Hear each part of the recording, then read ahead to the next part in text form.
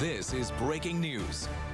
We begin with breaking news this afternoon. We are learning new information related to the large investigation into multiple scenes in Madison involving hazardous materials. During a court proceeding this afternoon, the Dane County Deputy DA said DCI agents have been hospitalized due to exposure from those scenes. WMTV's Ashley Wheel has been following this case and within the last hour listened in on that court hearing involving one of the two possible arrests made in connection to this investigation. Ashley, there is a lot of information to get to here and sort through.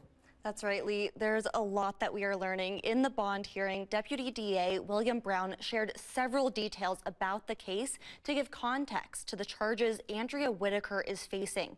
Whitaker is charged with harboring and aiding a felon, but Brown says she is likely more involved than that.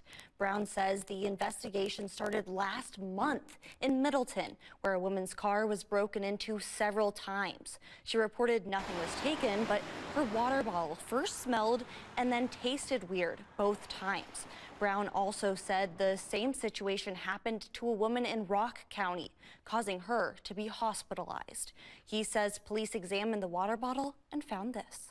At that point, the police were able to tie the break-ins of her car to a gentleman that's named Paul Van Dyne, D-U-Y-N-E. He's set for bail here on Friday. He's booked in now on multiple counts of attempted homicide. He's booked in on multiple counts of attempted homicide because ultimately that water bottle was taken to the crime lab and it was learned that there was cyanide placed in that water bottle.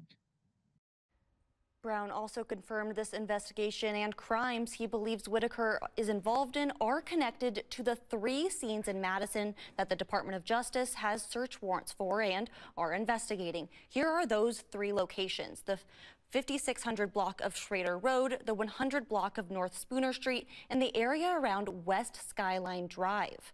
Brown said Whitaker was arrested when she showed up to Paul Van Duyn's home at Skyline Drive. DCI agents were standing by and arrested her.